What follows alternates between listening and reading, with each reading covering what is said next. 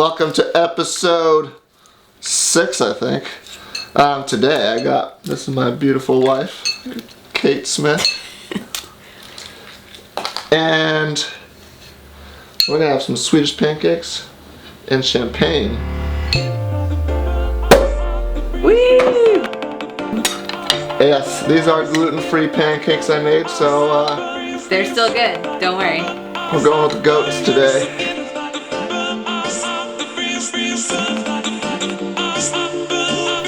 Cheers. Cheers.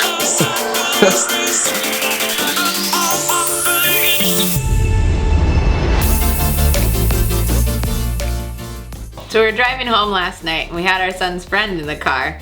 And we were talking about the fact that we go to church on Sunday mornings. And this The other sun just popped out. Woo! Hold on, I And gotta this sit back. other boy started telling us how his family doesn't, they don't believe in God at all. And they don't go to church and they don't worry about that. But we asked him why. Right, and some of his examples were, how could, everything's made by God, then how did God create himself? Or, if God put the tree in the garden, then why would he put this tree that he doesn't want people to eat from? Like, why would he even make that? And, those are good questions. Which, I felt like I haven't really had those kind of debates in quite a while. And we definitely didn't have the answers to all of that. I still don't. In having I don't have the answers to that. being people of Right. faith all our lives. Yeah, because it's like you go to the creation stories. I mean, I still get hung up on like it had to be incest. Who did Cain? He just suddenly had a wife, but was that his sister? It couldn't have been his mom. So why, if God's beginning of us people, and Right. so Did God take another rib out of Cain to make him a wife? right. Just like Adam and Eve. Yeah, so there's definitely some holes to it, which makes me, my faith is not based upon the creation story. Like us and the kids, we love reading, Native American creation stories, and in a way they're all pretty similar, and I think they're fun, and I love to read them, and they're interesting, and it also ties into our culture and what we've been raised in, what we're part of. So then, it makes me, have to wrestle with where is my faith based, and where does that come from? And so certainly it's Jesus, and I've expanded that in the past, and I will future. But today, I want to more discuss when I actually see God in my life, because I think that's going to be the most important thing. We can hear stories of the past, we can hear creation stories, but I didn't experience any of those, and I don't know anybody else who actually was there and experienced that. So to actually see God in action in my life, that's where he becomes alive and real. Which is why Kate's here today. Woo! Because I think the way that our story and how we met is one of those stories in my life that I come back to where I know God, there has to be a God, or it's not just by chance, and there's something there's something going on in my life and our lives that is more divine intervention than just happened by chance. So how we met is, I went on eharmony.com and typed out the little, everything about me, and let the computer do its algorithm, and here she is. And somehow we're a perfect match, and it's been amazing ever since. No, that's not how we Oh, that's right. Try again. We met at a bar, so we're sitting at a bar, and I look over, and there's this beautiful woman, and I tell her to grab her jacket and come home with me, and ever since then, that's how we met. No, I think that was in a movie, but that wasn't us. Oh, I always wanted to do that. Yeah. No, we actually met at motorcycle class. That's the truth. That's the truth. So it's kind of a complicated story. Goes back to, I would start from when I was 16 years old. There's that sun again. Yeah, it's really bright. And I drove down to my brother's house. He lived in Arcadia in LA. And as I was there, my brother kept talking to me about his man crush on his his sister-in-law's boyfriend. So he was talking about this guy, how amazing guitar player he was, and he almost had the big deal that Guns N' Roses have, but his, somehow they went with Guns N' Roses instead, and he's been talking this guy up. So I drive down there, and this guy's coming to visit us that day. And and he rolls up on a Harley Davidson, and he's in his full leathers, and he steps off, and I'm like, I automatically had a man crush. That guy was awesome. And I got to sit on the motorcycle. When I sat on that Harley, and it was a Harley Dynaglide, I said, this is the motorcycle that I'm going to have one day, because this thing's awesome. So that's where my story starts. Where does yours start? Well, I got into motorcycles because my dad has always had them. When he met my mom, he had 3, I think, or motorcycle and some dirt bikes. And so I just grew up watching him ride, and then once your feet are long enough to hit the pedals, then you get to ride too. And I just remember being this amazing feeling. So that's why I ended up at motorcycle class. Nice. So then fast forward a little bit to the future. My mom always had it that she was going to ride motorcycles. And she had her best friend, one of her best friends, one of my mom's good friends. Her husband died prior to this time. And her and her husband both rode motorcycles, and she had a Honda Shadow and he had a Harley Davidson. So my mom said she wanted to ride motorcycles, so this good friend of my mom's gave her the Honda Shadow, and then my mom got a part of Bikers for Christ, and then she went back to her friend and told her that she doesn't want to ride alone, and so she was wondering if she might, let me use the motorcycle. So then I get contacted from this good friend, and she asked me, she's like, would you be interested in having this Harley that was my husband's? And I'm like, yeah, who wouldn't want this motorcycle? It's amazing. And she's like, well, first I have to ask my 2 sons, and if they say no, then you can have it. I'm like, oh, who's gonna turn down a $20,000 Harley Davidson? That's awesome. And it turns out that they were like, no, we're okay, we don't want it, and she ended up giving it to me. But part of the deal in giving it to me was that I had to go to the motorcycle class, and I could never drink while I was on a motorcycle. I was like, well, that's pretty easy for this motorcycle, so boom. And then she gave me the bike, and it turns out that this motorcycle is that same motorcycle that I sat on, 10 years before that. It was actually only 7. Maybe 5. 5 years before, yeah. 5 years before that. And it was a Dynaglide, but this was the even cooler because it was the T-Sport with the awesome little front fender. So that's how I had to then take this motorcycle class. So I grew up in upstate New York, where we live now, and I went to college north of Boston, and then I met one of my great friends, and she grew up in this tiny town called Carpinteria, California.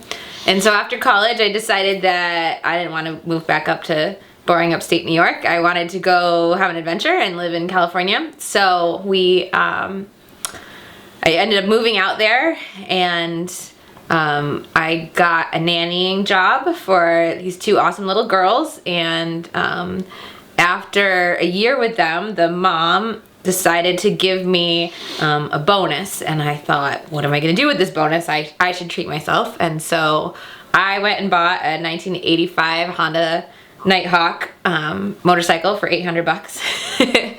And my dad, having always rode, was teaching motorcycle class in New York State, and just really recommended it as a great way to get comfortable. And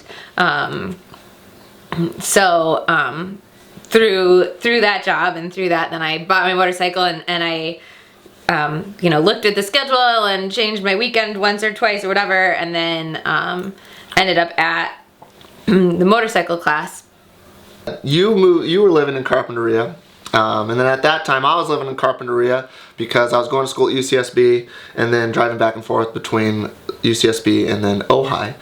And so then I signed up for this motorcycle class, and it was in Camarillo, which is 30 minutes south of Carpinteria, and that's what was available at that time.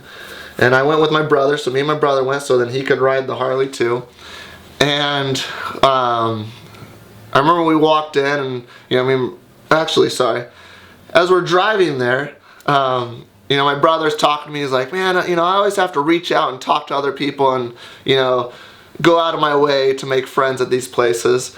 And I was like, well, I usually just sit there and usually somebody talks to me and I don't have to, engage, that just happens to me. That's how it works for me. And he's like, well, I have to go out of my way to do these things. I'm like, okay.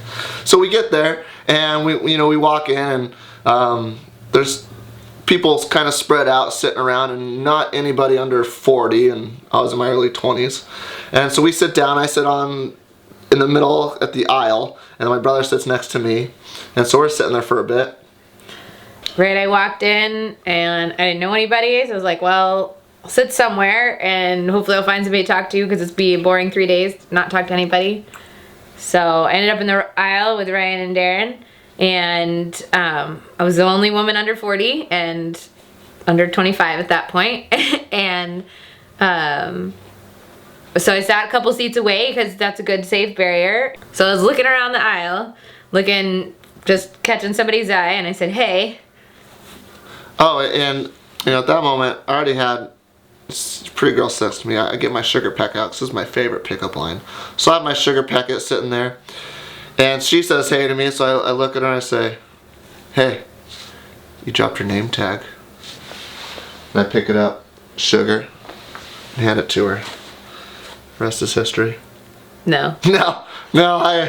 She said hey, and I said, hey. Hey. Didn't even make eye Looked right back contact. forward. And then the class started. So that was bad. And a great first impression. So then, we had a little break in the middle of class, and my brother, he walks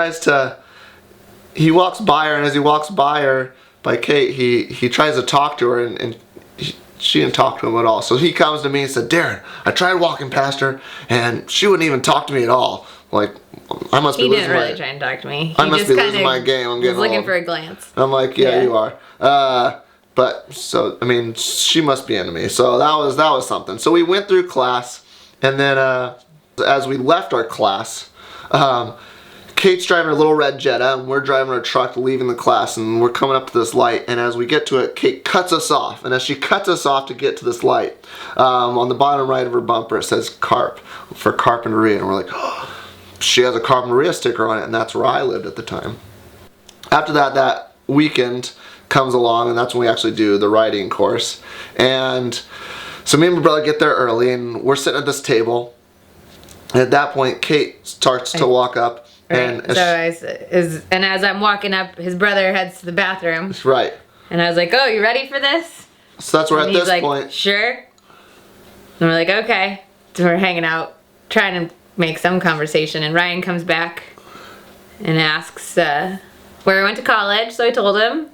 And so he told me where they were going. And then we were going up to class. And as we're doing that, Ryan leans over to Darren, and I'm ahead of them or whatever, and says, she's a Christian. Like, that's a sister school of Westmont. That's where I went. So school, yeah. So they knew that was a good sign. So that's where it's like, she's a Christian. It's like, oh, that's interesting. That's cool. So that was also part of the conversation is, you're from Carpinteria, I'm from Carpinteria, which was pretty neat, putting that together. So the next day at class, right, then we were riding, and Ryan dropped his bike, and I dropped my bike. Darren was behind me. It was so embarrassing. And I thought that was cute. Yeah, right. Yeah. And then it started raining, so there was an intermission, and I invited them to ride with me in my car, and we went over to Jamba Juice. And he was nervous because he didn't trust my driving, but it turned out all right. We made it. And we're hanging out at Jamba Juice, and the conversation was going fine, and Ryan excuses himself to the bathroom again, and it died. I thought it was still fine. The conversation died, and I was trying to ask questions, and he was giving me one-word answers. Yeah. And Ryan came back and was like so disappointed in him. Yeah, So after we had Jamba Juice, and I thought I did okay talking, but I guess not. We went, we finished out the course, and at the end of the course, that's when I start walking away, and they gave us this piece of paper to write a survey on, and I think, I gotta go get her number. So then I turn around because she's still standing talking to the instructor. So I walk over there, and I have my survey paper, and I say, can you write your number on my paper? So that's when the instructor starts just giving me a hard time. You can't use that paper. That's the survey paper, and you got to turn that in. And she's like, okay, she writes the number on it. I'm like, oh, she gave me her number. All right. So then I'm able to go. And then I have to wait the 3 days after I got home. So lame. All right. And perfect amount of time, not too long, too short. And then I call her, and she picks up right away. I was like, wow, she actually picked up the phone. We're the cell phone age, and you don't pick up, you wait for the message. And as I'm talking to her, I hear her like jingle the keys and open the door, and as she opens the door, I hear surprise. And she's like, yeah, I'm coming into it's my birthday, and it's my surprise party. And then she just keeps talking to me, and I'm like, whoa, this girl's into me. She's still talking to me, even though she has all her friends that are actually throwing her a surprise party. I'm like, this is cool. I do go put my stuff down in my room anyway. Right, but you talked to me for a while. Yeah. Sorry, guys. We actually talked on the phone. Thanks for the party. It's the only one I ever had. It was great. Yeah. Yeah. My phone bill went up to like $700 that month, and I didn't have enough money for that. Yeah, for the unlimited plan. So that's when we actually just hit it off. We realized we lived just on the block, the same. So if I looked out my window, you would have looked right into hers if there wasn't there's a block in the middle. Block in the middle, yeah. So we're just right there. We're right on the beach in Carpinteria. We lived there both for over 2.5 years, and never had seen each other or run into each other. So that was pretty cool. Like, whoa, this is something different. The odds of divine timing, coming together. So then after that, asked her on a date. We went on it was good, awkward first date, but it was all right. It was all right, and we laughed through it. And then, third date, I was able to pass gas, and she was still there. That's one of my things. I don't know why that was, but I got to be able to relax with this person, and she was still hung out there with me. But because we lived only 100 yards apart or whatever, we hung out every day. Like, we'd get one of us, whoever got home from work, second, would then call and be like, all right, and we would go meet up and then walk the beach for hours, or walk through town, I had it, I have always been the girl that's friends with guys and gotten along with them and can hang with them, and it's pretty chill. But something in me was telling me that, like, this guy is different, and like to share with him and ask him questions, and something in my head just kept being like, yep, keep trusting it, it's okay. And so I had it in my head to ask him every question I could think of, and all the weird stuff, like favorite kinds of socks, or like, movies and foods, and like he knew as many Disney songs as I did, which was, sometimes rare, or for a guy to admit it anyway. And then I told you I love you, and you said thanks. Yeah, I did. That was a bit though, Thanksgiving. It'd been just under 2 months. It was nice, but no one had ever told me before. Yeah, it's but funny. We hung out every day for 3 months straight, and I went home for Christmas, and I was quiet and different, and I sat around and knitted a lot because I was really into knitting at that point. And my mom was like watching me, trying to figure out what's going on, and I don't think I knew that I loved him at that point, but I knew that I was missing him, and there was something different about this guy that was special. Yeah. So, and then, obviously we ended up married and 3 kids and moved across the country 3 times now. 3 times? Yeah. It's a charm. But, and so there's nothing in life that we could have explained how we met any other way other than God and divine intervention. Right, it's the story. It's our story, and it's our story, and the timing of it, and the fact that I'm this girl from upstate New York, and he's this cool California surfer dude. and you know, 3,000 miles apart, but our stories align, and we both ended up at motorcycle class via like awesome gifts. I'm And not that good at surfing. no, oh sorry, I do like the water California still, though, dude. right. Yeah, California dude, and just that our opposite upbringings have brought us together, and it still works, and it's been a good thing. And it's not to say that everybody else's stories aren't important, because they totally are, and there's different things, but you can see like the magic in how stuff comes together if you look for it, and that's faith. Yeah. So. Well, thanks for watching another video, and If you need the recipe for Swedish life. pancakes, let us know. yeah. Bye. I think we got the end of the other one too. Right.